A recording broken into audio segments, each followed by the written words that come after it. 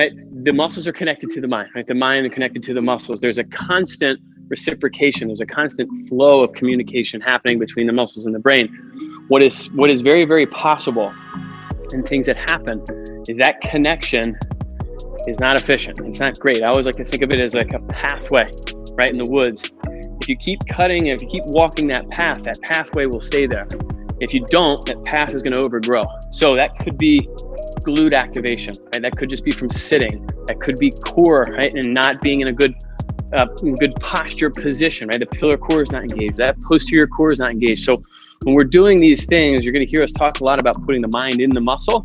And that's what we're talking about, right? We're trying to be very, very intentional in getting specific muscle groups to fire. So right now, we're going to go through an activation series.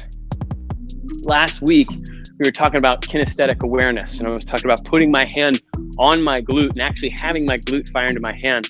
So we're going to be using a lot of that today. There's going to be certain things that we're doing that it's going to be tough. You're not going to be able to kind of touch that area, but we're going to talk about being in the right position, and we're going to really challenge the mind to be in the muscle. Okay, so the first thing we're doing is a split squat. When we do a split squat, if I have my right foot forward, okay, and my left foot is back, my right foot go back and circle back to our tripod. That tripod is going to be in contact with the ground. My back foot, I'm probably only going to have two pieces of that tripod in contact with the ground.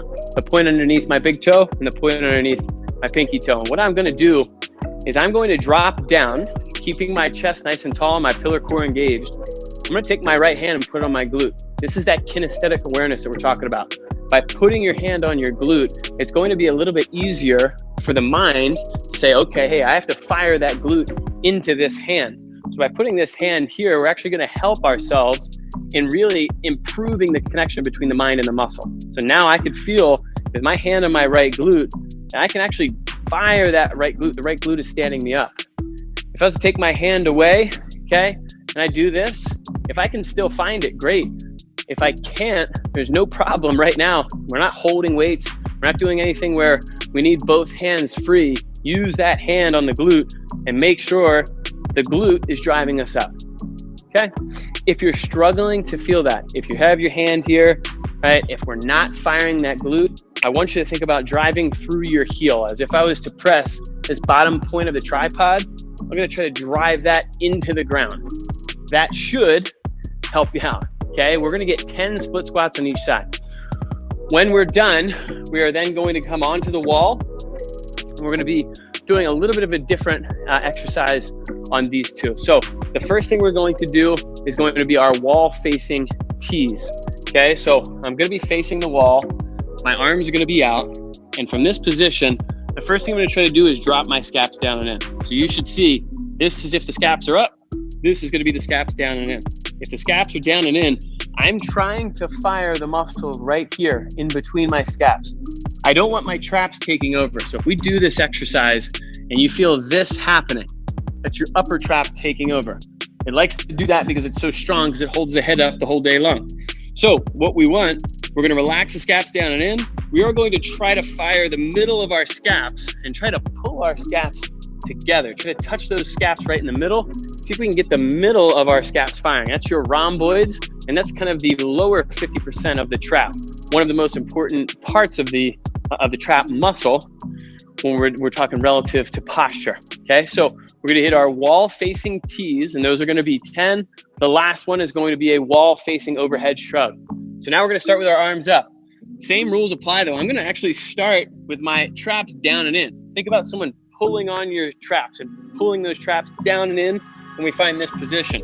Once we're here, then we are going to raise all the way up as high as we can go, and then we're going to come back down. We're going to try to pull down and in. So we're actually going to be shrugging up, getting those traps to fire, and then we're going to try to pull the scaps all the way down and in as far as you can go.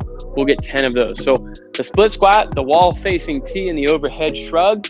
We've got 10 of these, 3 rounds. It's going to take us right to the end. So split squat. The front foot, tripod's on the ground, back foot, just our 2 points of contact below the big toe and below the pinky toe. My right hand's on my glute. I drop straight down. I drive that glute in the hand. 2, 3. This can be a little bit more active as long as you're finding that glute. 6, 7, 8, 9, and 10. Good. We switch it to the left side. Still hand on the glute. Let's find that kinesthetic awareness. 1, 2, 3, 4, 5 more. 3, 2, and 1. Facing the wall tees. First things first. We make sure those traps aren't riding up. We relax them down and in, and then we pinch those scaps.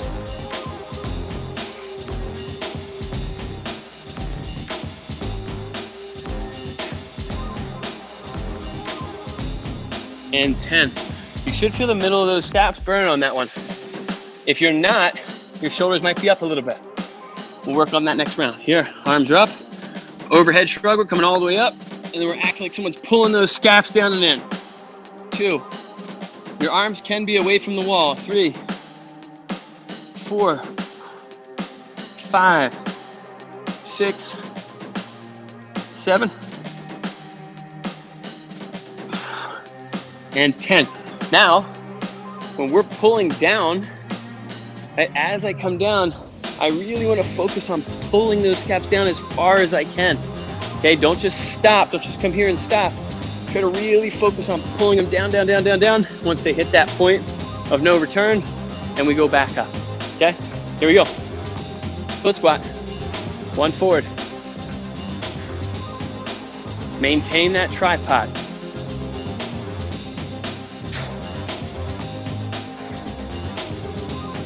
Now, if we can take our hand off the glute and still find that glute driving.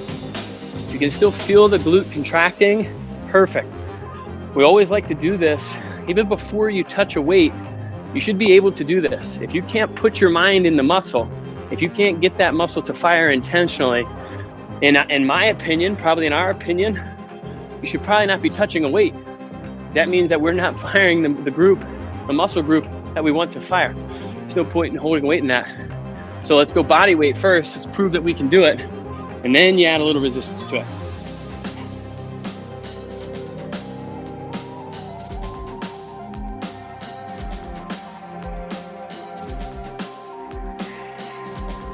And 10, coming up. Pull those shoulders down and in.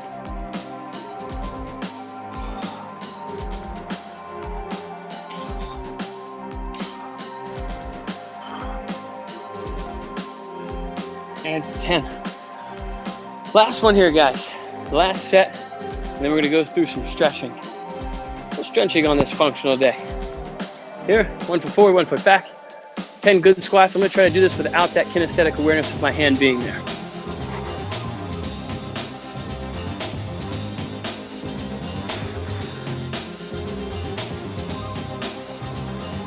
Six, 7, 8, 9, 10. Apparently I needed that hand for a little balance.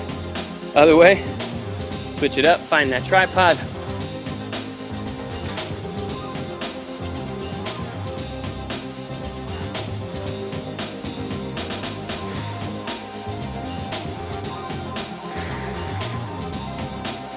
And 10, good. Our T's, then those overhead shrugs. Relax those scaps down and in.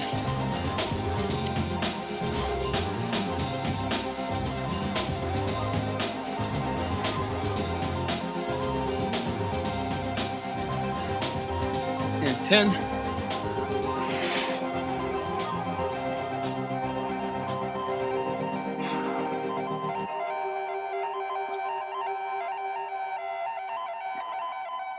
And 10. Ladies and gentlemen, woo, got a little sweat going.